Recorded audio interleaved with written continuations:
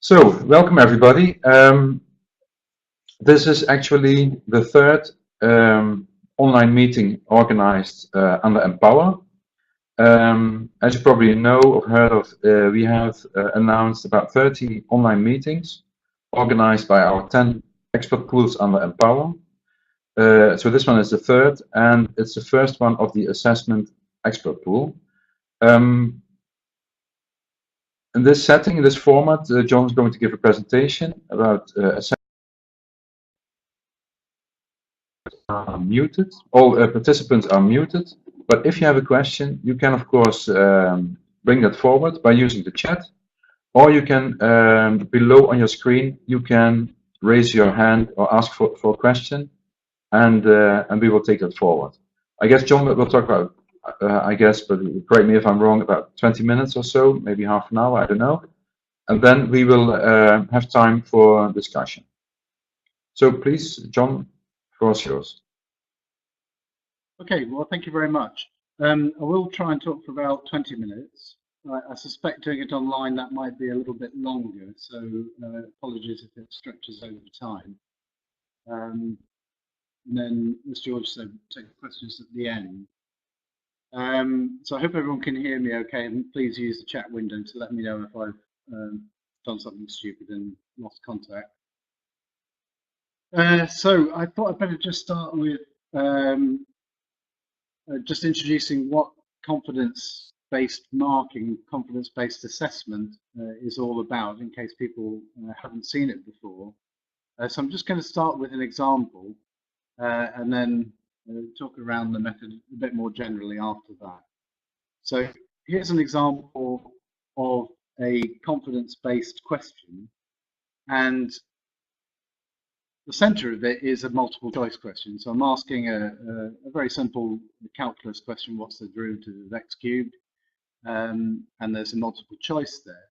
But in addition to that, I'm asking students what their certainty is about their answer. So they can set a little drop down with three choices: the low, medium, or high certainty that they know the answer to that. And in the case that you've seen there, I've gone ahead and made an answer which is incorrect, and so therefore I've seen some feedback in the normal way.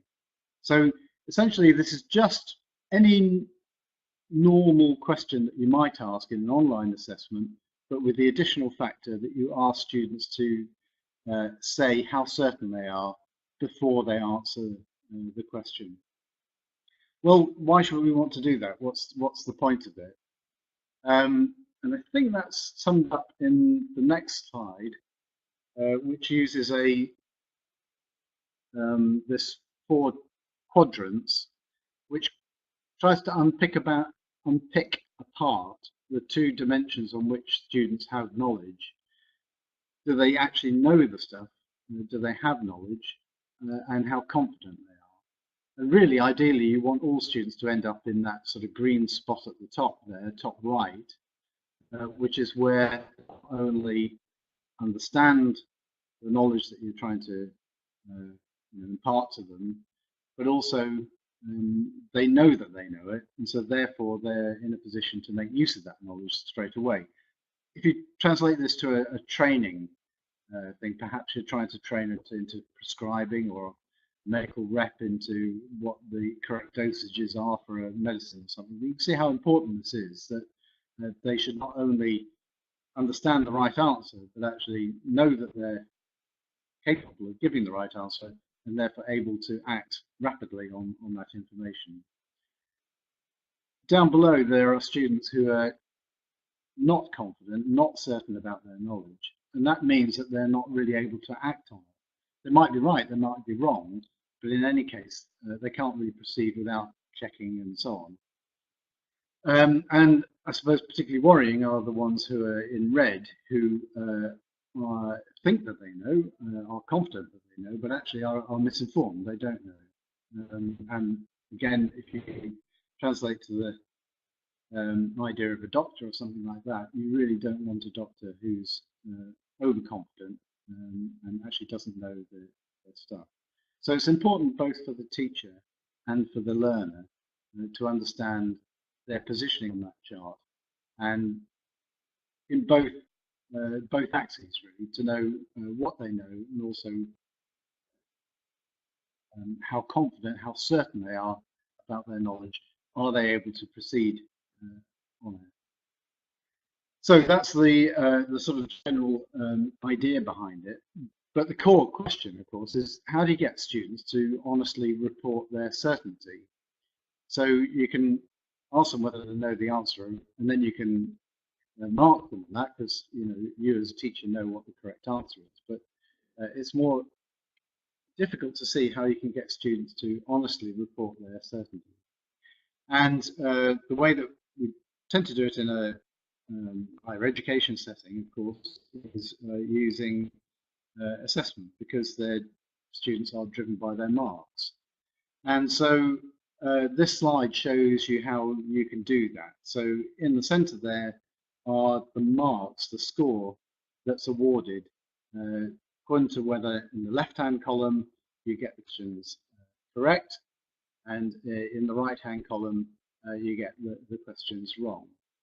And I've highlighted a couple of cases. So on the first row, there's a student who has low confidence, and if they get the question right, they get a mark. If they get it wrong, they get 0 marks. They don't get a full mark if they get it correct. So you can see that actually it's possible to score higher than 1, but they give they're given a small mark because they got it right, but not a large mark because it might have been a lucky guess. Contrast that with the last row, with a student who's reporting that they're highly certain about what they're doing. And if they get the answer correct, then you give them the maximum marks. In this case, it's 3 marks, the maximum mark for that. The danger is, of course, if they report that they're certain in their knowledge and they get it wrong. And in that case, not only do they get no marks, they actually get a penalty. So they get a minus mark. They get marks subtracted from their total.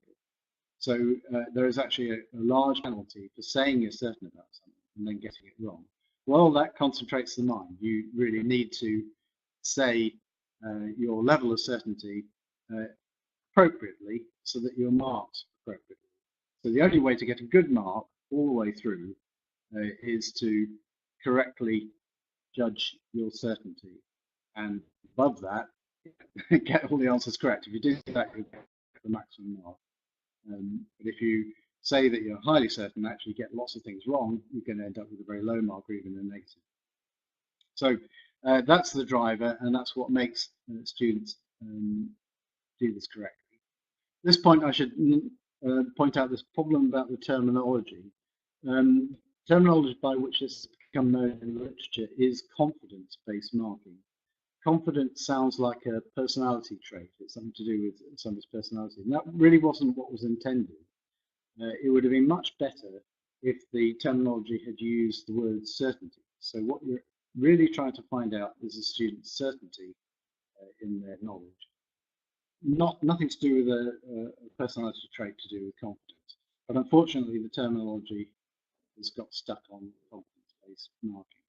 So I'll try and use certainty when I remember, but I'll probably revert back to confidence. Okay, just going to go on now to an example of this in practice. And here's this is just a pilot. It's actually used as a demonstration for students to try this out, so they can just have a go at a set of simple questions to understand how the system works. And so there are a set of questions which start with very easy ones. So what's 2 plus 2? And you can see that most students there are clearly getting that correct and saying that they're confident. So they get something approaching the maximum score, which is 3. So overall, most students are getting that right, and they're also saying that they're confident in the answer. If you contrast that with the very last line, which was quite a nasty question, it asked them a bit of quantum physics. It asked them to give the formula for the Heisenberg's uncertainty principle. Well, I think nearly every student said that they weren't confident about that. Nearly every student got it wrong as well. And so the average mark was pretty much 0. So that's a difficult question that obviously every student understands is going to be difficult. They'll set their certainty low. I think what's quite interesting is the one that's on the second line, which is the one I started with, which is a simple calculus question: what's the derivative of x cubed? And this was, there were technology students, introductory university. Quite a few of them probably should have known that. They should have done that sort of thing. And it looks like some of them had a go at that question thinking that they knew it and actually got it wrong. So overall, even the average score across all those students was actually negative. So that question is actually picking out students who are a bit overconfident, think they know the answer, and actually don't. So as an educator, that's quite useful information. Because if you ask students, do they know this stuff, they would probably say yes. Actually, they won't. So the next slide is actually the same set of results, but looked at a different way. So this is looking at to see how many students said they were highly confident, certain about the answer, medium or low certainty about the answer. And just to pick out the first two again, the first one is what's 2 plus 2, and you can see that the majority said that they were highly certain they knew the answer to that, fortunately. The last one, the majority said they had a very low certainty on that one. And interestingly, again, the second row here, which shows, it basically splits the students into two groups. Some of them are reporting high certainty and some of them are reporting low certainty. Again, this is useful information as a teacher, sort of thing that you actually quite like to know. So, useful stuff. That was just a demonstration. This is some data, it's not my data. This comes from a chap called Tony Gardner-Medwin, who was an enthusiast for this method of assessment, worked in medical school, University College London, and did a lot of work over this over a number of years. Something of a kind of a lone voice. He was very keen on this. Found it difficult to get traction, I think, in the community as a whole. He's now retired, and I think you find that University College have stopped doing this particular form of assessment, which is a shame. Anyway, so this data is a complicated graph. I'm not going to go through everything in detail, but the first point is just there's lots of data here. So this was just several thousand observations using medical students. They're actually using a set of questions here as opportunities for learning and revision. So this isn't in a formal exam setting, and I'll come on to show you the same group of students' results in a formal setting, summative assessment, in a moment. But for now, just looking at lots of data on there. Down the right-hand side, I won't go through those in detail, but Tony's picked out different types of students about whether they're confident or not, and essentially those correspond to the sort of 4 quadrants that we saw on that initial slide early on.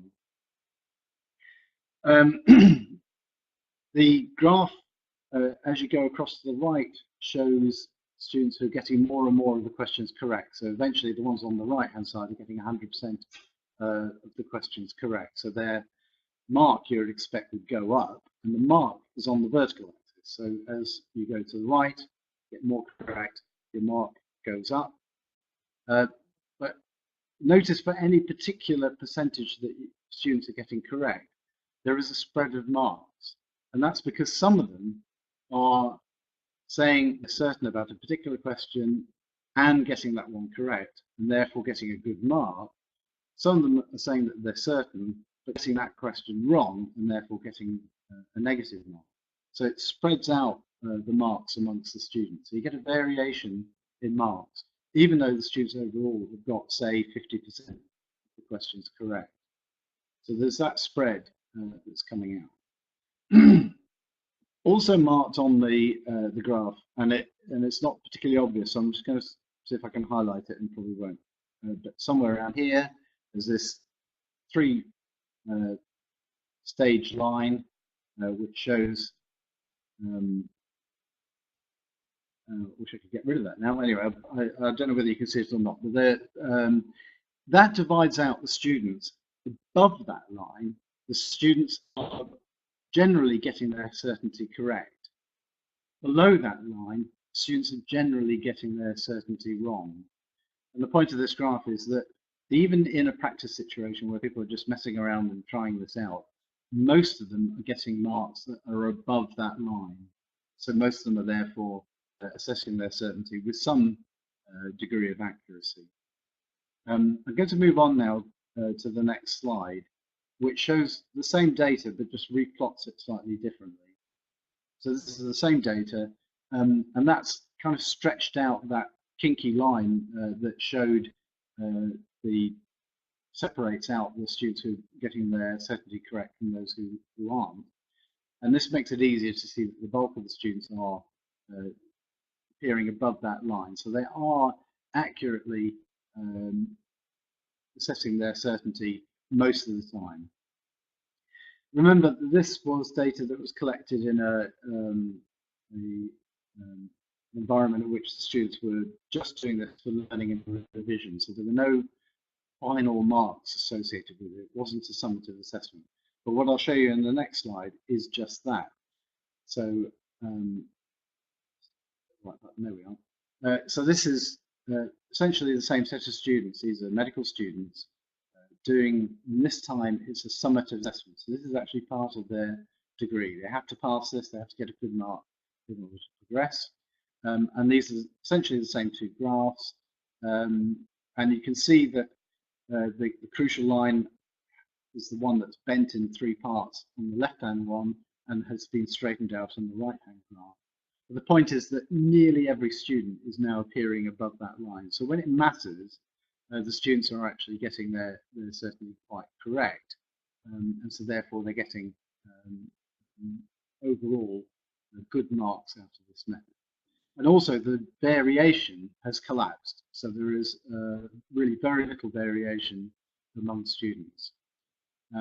So the point of this is that this should get you a sense that, that this method, when students understand what they're doing and are put in a summative situation where it really matters, that they will respond and set their certainty quite accurately.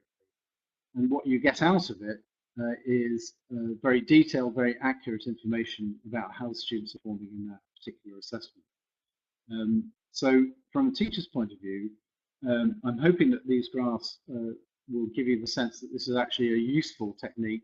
It's giving you additional information, but also it's proving very accurate in just the standard mark sense. You know that students have really thought about these questions and have got their answer correct and understand how well they're doing that. So there are also some motivations that people have come up with about why you should want to do it from the student's point of view.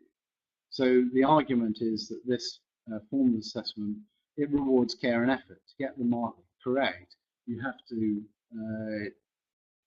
set your certainty correctly. So therefore you have to really think quite hard about the question that's being asked. And so therefore the method as a whole, it will reward care and effort into doing the assessment. It encourages greater engagement with the assessment material. It encourages reflective learning because it makes you as a learner think about what it is you know and don't know, where you need to improve and so on. And it encourages self-assessment in the sense of the student being more self-aware of their level of knowledge, and where they need to improve and so on. So these are all good pedagogical elements. So setting aside the use of the technique just as a method of assessment and coming up with a good mark, these are benefits that actually really might encourage student learning as part of their longer term development.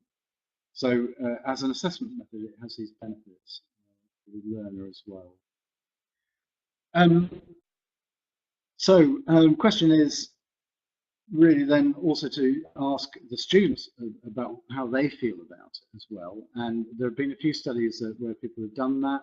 And if you ask students whether they like this method after they've been trained on it and used it seriously, then generally they say yes, they regard it as a fair and challenging method of assessment.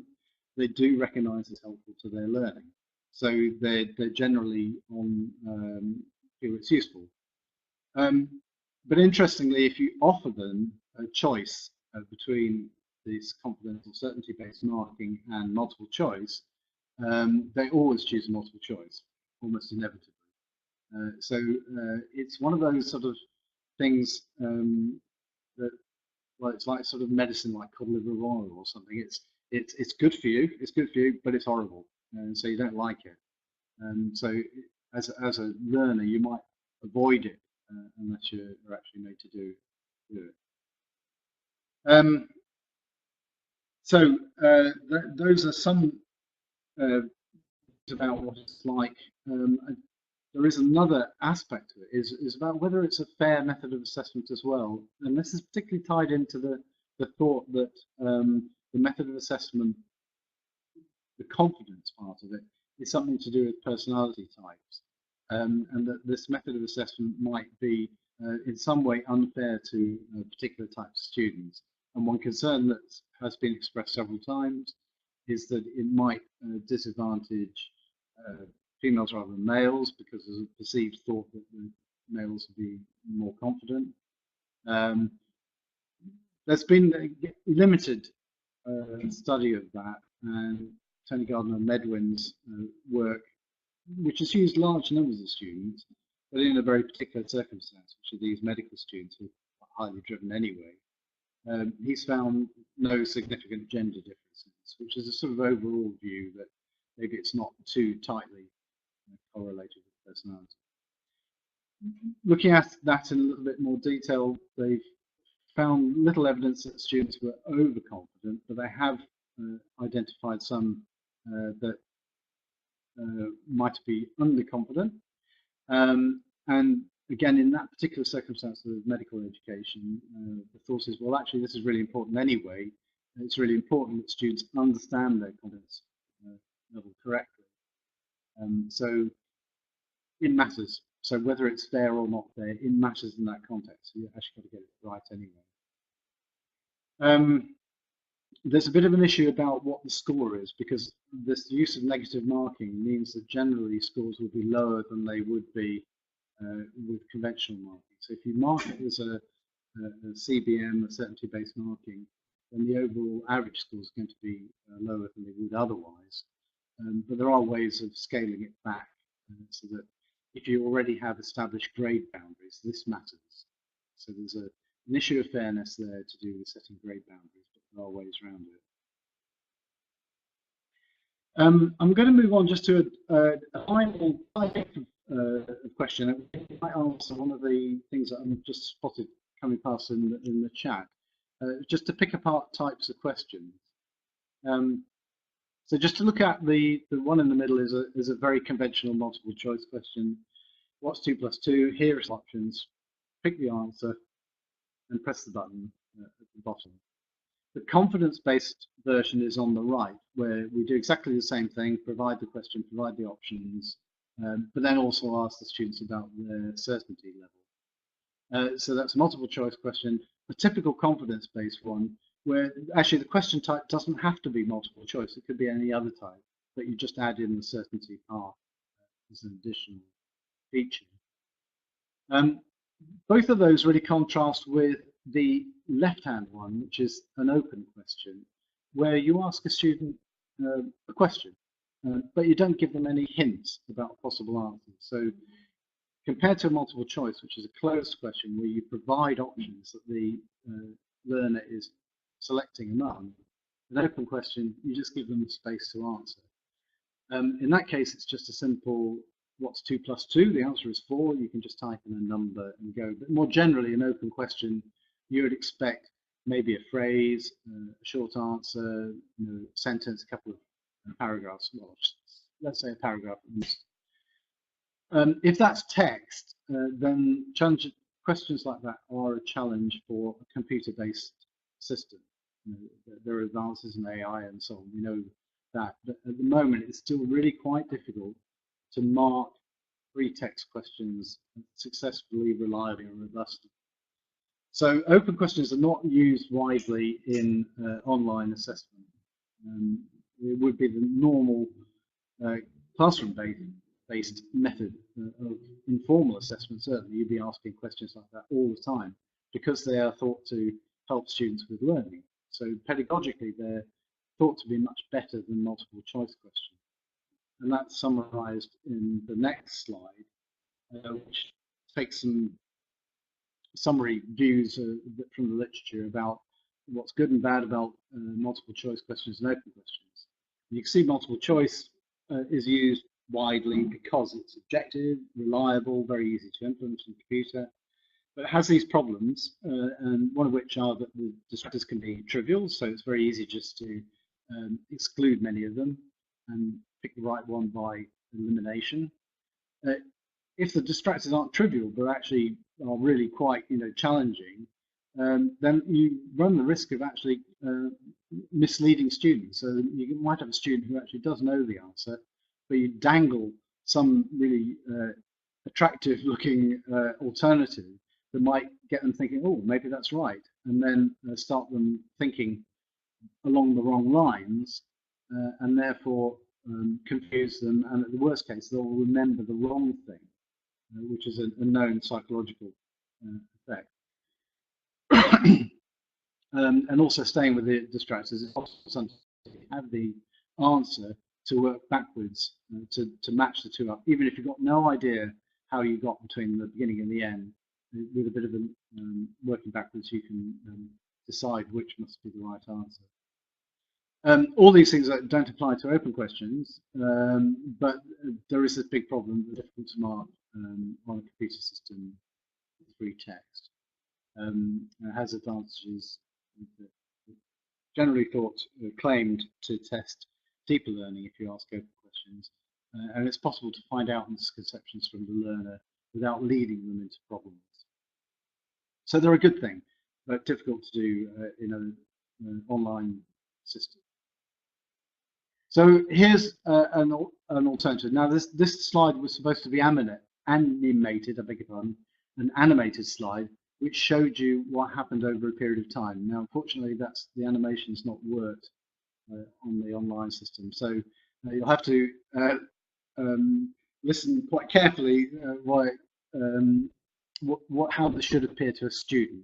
So initially, the part that we show to students is simply the question. Oops, sorry. So it's this part that we show to students initially. So we ask them the question, what's the derivative of x cubed? And then we ask them to set their certainty.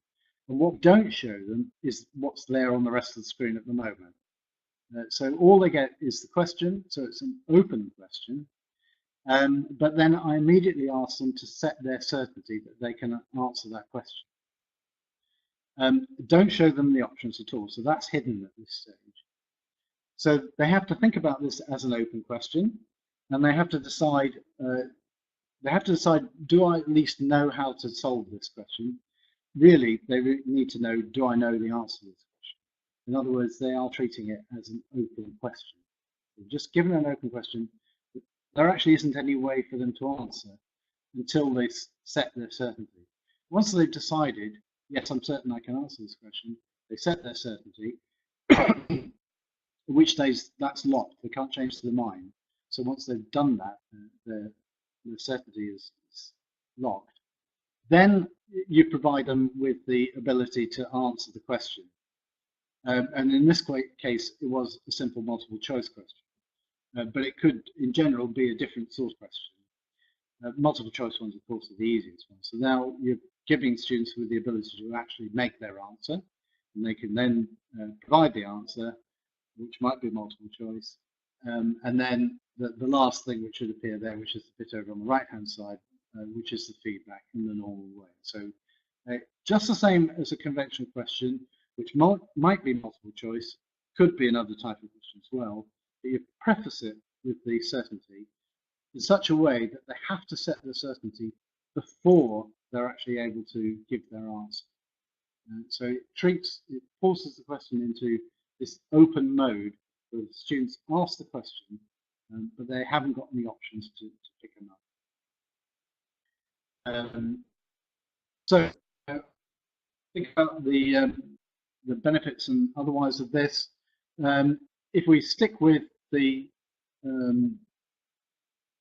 actually using a multiple choice question as the way of doing the answer, then the open CBM, this section over here, has all the advantages of both an open question and the multiple choice one. So it's still objective marking, reliable marking, easy to implement and so on. But actually it's got brought in some of the advantages of open questioning in addition, plus which we can tap into some of the claimed advantages of CBM generally, which is this idea of reflection and engagement.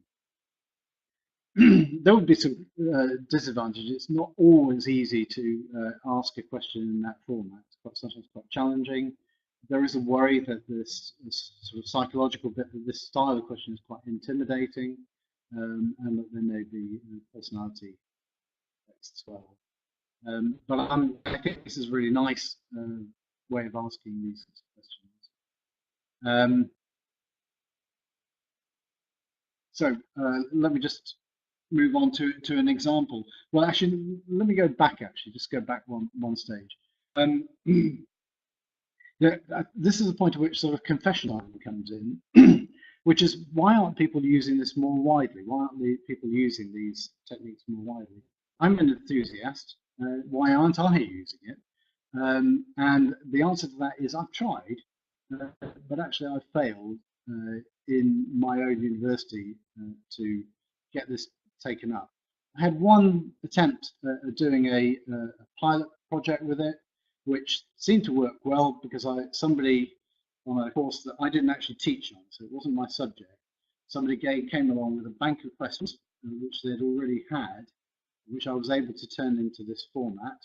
And then I intended to offer the same bank of questions to students in this, actually it was the open confidence-based method, or as conventional multiple choice, and I was going to do a blind trial, well not a blind trial, but a controlled assessment where some students did one and then the other and then vice versa. Unfortunately, it all went horribly wrong. The questions in the form that I'd been given them turned out to have actually had errors in the questions and the answers. And so when I was giving students these questions and telling them that they got the answer right or wrong, actually that was wrong. They were badly marked. So fortunately, we were only doing it as a trial. It wasn't as part of their formal assessment. So I had to stop that trial. And then unfortunately, I just could never get the answers corrected, the questions corrected. So we're never able to roll that out into a real system. And every time I give presentations like this and get people enthusiastic about the idea, it founders often against the negative marking, which people don't like. But recently I've been in contact with a company that are starting to use this in a training circumstance. So this is an example of somebody who's actually started to do this for reality. So this is a training company that is helping to train medical reps, say, who need to understand dosages and background to the material that they're acting as reps for different companies, essentially selling. And those reps, they need to be properly trained, and you need to know that they've been trained well enough. And so this certainty-based marking actually fits very well into this space. So they have a platform, an online platform, which they're doing that. I'm going to show you some screen dumps in a minute that show that. But what's interesting, there are two aspects to it that are interesting. One is that they have a set of questions that they have to offer to their the students. Let's call them students, and the students need to actually get all of those right to finish the whole chunk of material. They use CBM assessment in it, and so what they want is every student coming out at the end of it to know that they've answered every question in the bank more than once correctly. So they've got some evidence that they really do know their stuff, basically what it's like. They've done it in an interesting way. They've done it instead of, they turned it into a betting metaphor. So they have virtual coins. You can see the virtual coins, I hope, just there on the screen. They're offered a multiple choice question. But the student has to make a bet about how well they can answer that question. So they're offered between 1 and 5 virtual coins, and if they're really confident, they can bet lots of coins. And if they, once they've placed their bet, then they can make their choice of the actual multiple choice, and then they're marked at the end of it. If they've made a mistake, then they're going to lose the stake that they put in. And if they get it correct, then they will double their stake, so they get a reward. So this brings in the same sort of incentive that you get in the conventional marking matrix that I showed earlier, but it's in a much less formal way. And it allows people to, get onto a leaderboard and also, so that's an extra incentive among the students. Just carry on to the next one. There's another incentive, which are various badges, which they can show. Just whip back again. There's also detailed information about how students are performing, which is provided both to the trainers and to the student individual themselves.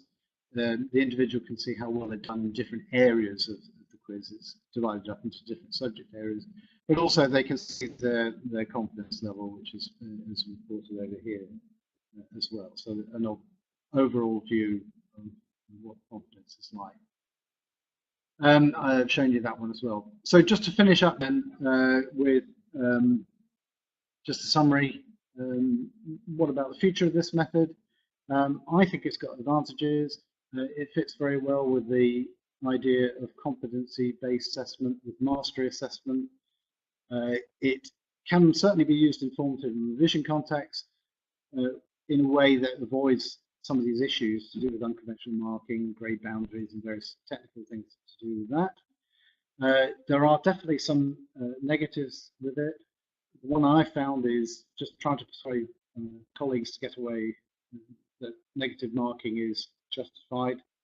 There has been poor platform support for it, so but that is now improving. Moodle, for example, does support the basic competence-based assessment, but not the variety that I like, which is the open one.